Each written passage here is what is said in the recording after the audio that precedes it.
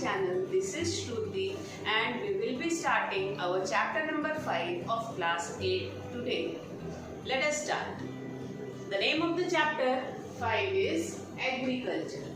Agriculture आप सबको पता है in simplest way it is the harvesting or irrigation or raising of crops, right?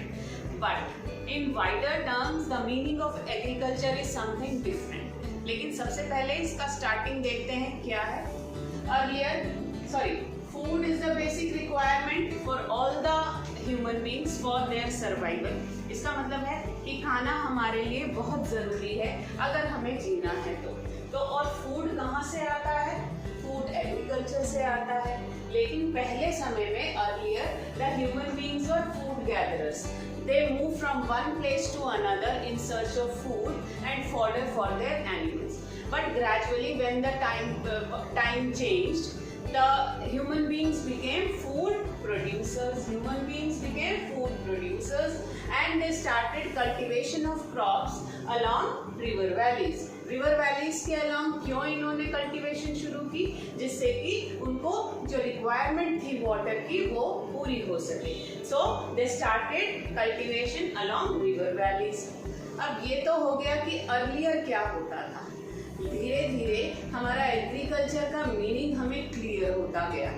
What is the meaning of agriculture in simpler terms? That is cultivation of crops. But scientific definition of agriculture is, let us discuss.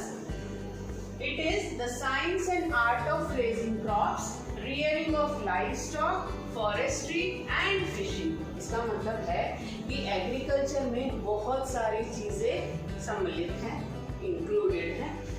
सबसे पहला तो है art of raising crops, जो हम जानते हैं कि crops को उगाना एग्रीकल्चर है. इसके अलावा रियरिंग ऑफ लाइवस्टॉक यानी कि पालतू पशुओं को पालना जो है वो भी एग्रीकल्चर में शामिल है. फॉरेस्ट्री, फॉरेस्ट में काम करना, ट्रीज के बारे में कुछ काम करना या मेडिसिनल क्रॉप्स के बारे में देखना फॉरेस्ट में, ये भी एग्रीकल्चर में इंक्लूडेड है. And fishing is also included in agriculture. That means it is the science and art of raising crops, rearing of livestock, forestry and fishing. अब ये देखिए एग्रीकल्चर क्यों जरूरी है किसी भी एक कंट्री के लिए. Why agriculture is important? Let us discuss. Importance of agriculture. It is the source of livelihood to all the human beings depend on agriculture in the agricultural based countries like India. India जो है एक agricultural based country है. इसका मतलब है कि यहाँ पर ज़्यादातर लोग एग्रीकल्चर से रिलेटेड ऑक्यूपेशंस में शामिल हैं. इसका मतलब है अगर एग्रीकल्चर में शामिल हैं तो एग्रीकल्चर जो है वो एक सोर्स ऑफ एम्प्लॉयमेंट या सोर्स ऑफ इनकम भी है. Source of livelihood and gives employment. इसका मतलब एग्रीकल्चर एम्प्लॉयमेंट भी देता है और इनकम भी प्राप्त होती है एग्रीकल्चर से. Second is helps in economic development. किसी भी देश में एग्रीकल्चरल प्रोडक्शन अगर ज़्यादा है इसका मतलब है कि वो देश जो है वो इकोनॉमिकली डेवलप होगा. इकोनॉमिक डेवलपमेंट जो है it is also based on agriculture. Next, it supplies food to the people. सबसे महत्वपूर्ण जो इम्पोर्टेंस है एग्रीकल्चर की वो है कि लोगों को फूड की ज़रूरत पूरा करता है ये agriculture. Next, it create markets for many industries. Agriculture है वो बहुत सारी और इंडस्ट्रीज के लिए मार्केट भी क्रिएट करता है. इसका मतलब है उन इंडस्ट्रीज की इनकम बढ़ाता है. ऐसे कौन से इंडस्ट्रीज हैं जो एग्रीकल्चर पर डिपेंडेंट हैं? थ्रेशर्स बनाने की इंडस्ट्रीज, ट्रैक्टर्स बनाने की इंडस्ट्रीज, फर्टिलाइजर्स बनाने की इंडस्ट्रीज, पेस्टिसाइड्स बनाने की इंडस्ट्रीज और भी बहुत सारे इंडस्ट्रियल टूल्स जो हैं वो एग्रीकल्चर पर डिपेंडेंट हैं. It eradicates poverty also. Obviously जब एग्रीकल्चर से एम्प्लॉयमेंट मिलेगा तो लोगों में जो पॉवर्टी है वो खत्म हो जाएगी. Earns foreign exchange etcetera. अब फॉरेन एक्सचेंज क्या है? It is the exchange of money between the countries. Foreign exchange का मतलब है कि दो कंट्रीज के बीच में मनी का इंटरचेंज कैसे है। कई बार ऐसा होता है कि किसी एक कंट्री में कोई एक पर्टिकुलर क्रॉप जो है वो बहुत ज़्यादा प्रोड्यूस होती है, जबकि एक दूसरी कंट्री में वो क्रॉप जो है प्रोड्यूस नहीं होती। तो जिस कंट्री में ये क्रॉप प्रोड्यूस नहीं होती है उस कंट्री को दूसरी कंट्री से वो क्रॉप इंपोर्ट करनी पड़ती है, और इस बदले में जो एक्सपोर्टर कंट्री है उसको इनकम प्राप्त होती है। इसका मतलब है दोनों ही कंट्रीज के बीच में जो है वो ट्रेडिंग रिलेशंस डेवलप हो जाते हैं because of agriculture. Let us move to the factors affecting agriculture, यानी ऐसे कौन से फैक्टर्स हैं जो कि एग्रीकल्चर प्रोडक्शन को अफेक्ट करते हैं। फर्स्ट आर फिजिकल और geographical factors and second one is economic factors. अब फिजिकल और ज्योग्राफिकल फैक्टर्स का मतलब है according to location and the situation of the agricultural farm, and economic factors it is related to the economic condition of the farmers। चलिए देखते हैं physical factors में first है relief। Relief means the type of land, which type of land it is where agriculture is done। कहाँ पर किस जगह पर एग्रीकल्चर हो रहा है। प्लेन्स में एग्रीकल्चर करना ईजी है, जबकि माउंटेन्स में एग्रीकल्चर करना बहुत मुश्किल है। Plains are more suitable for agriculture than mountains. Also, the rivers and delta basins, river basins and deltas are also very suitable for agricultural production.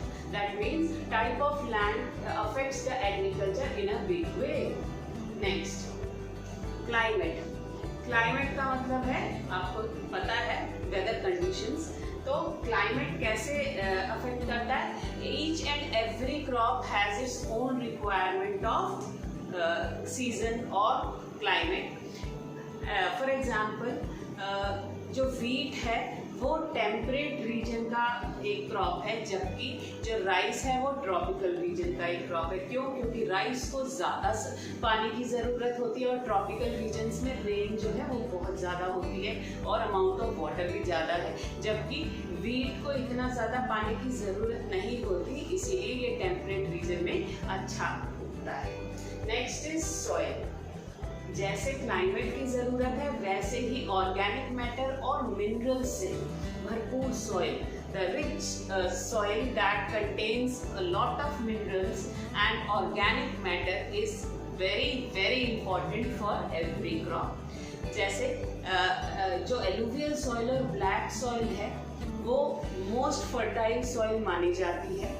आपको पता है हमारे इंडिया के नॉर्दर्न प्लेन्स में एलुवियल सॉइल है और यहीं पर सबसे ज़्यादा एग्रीकल्चरल प्रोडक्शन देखने को मिलता है। As well as black soil जो है वो प्लेट्यू रीजन्स में हमारे इंडिया के महाराष्ट्र और गुजरात में है, वहाँ पर भी एग्रीकल्चरल प्रोडक्शन जो है वो अच्छा है। That mean soil is very important factor affecting the agricultural production. तो ये हो गए physical factors. Next are economic factors. अब इकोनॉमिक फैक्टर्स में कौन कौन से फैक्टर्स हैं जो अफेक्ट करते हैं। First is size of land holdings, यानी कि जो एग्रीकल्चरल फार्म है उसका साइज कितना है।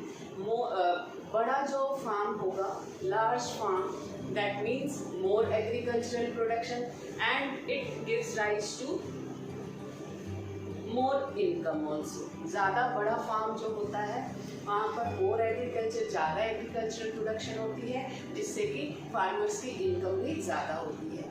इसके ऑपोजिट अगर हम देखें तो जो छोटा फार्म है, स्मॉल फील्ड जो होता है, उसमें लेस प्रोडक्शन होती है, लेस प्रोड्यूस होता है। इसका मतलब है इट इज़ नॉट इकोनॉमिकल, बहुत ज़्यादा इनकम नहीं होती।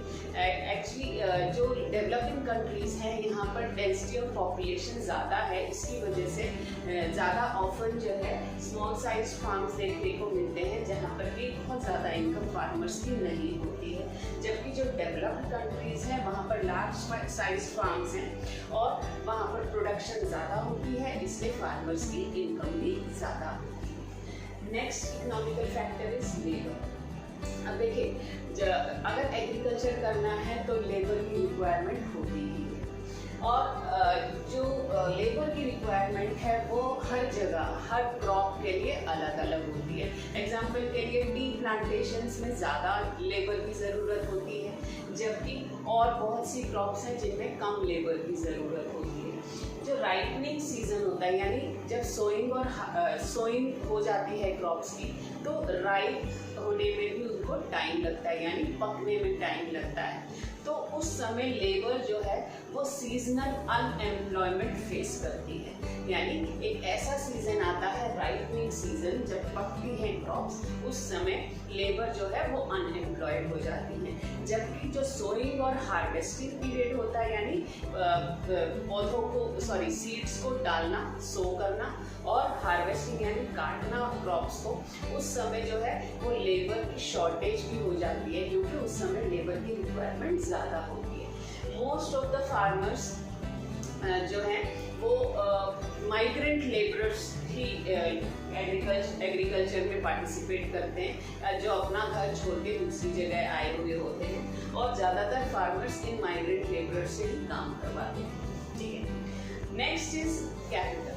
कैपिटल का मतलब है पैसा, यानी आपको पता है एग्रीकल्चर प्रोडक्शन के हर एक एक्टिविटी में कैपिटल की ज़रूरत होती है, और कैपिटल जो है मेनली कमर्शियल क्रॉप्स, जो कि ज़्यादा प्रॉफिट कमाने के लिए जो क्रॉपिंग की जाती है, उसमें ज़्यादा कैपिटल की ज़रूरत होती है। और साथ ही जितने भी एग्रीकल्चरल इनपुट्स का मतलब है HYP seeds, high yield variety of seeds, जिससे कि ज़्यादा प्रोडक्शन हो सके, फर्टिलाइजर्स, पेस्टिसाइड्स, मशीन्स, टूल्स, इन सभी में पहले आपको कैपिटल इन्वेस्ट करना पड़ेगा, उसके बाद ही आपको रिटर्न मिलेगा। That means capital is also an important economic factor affecting the agriculture. So guys, that's all for today's lecture. In this lecture, we have discussed about agriculture and the factors affecting agriculture. To know more about agriculture, do watch another videos and please subscribe to my channel for latest updates. Till then, bye bye.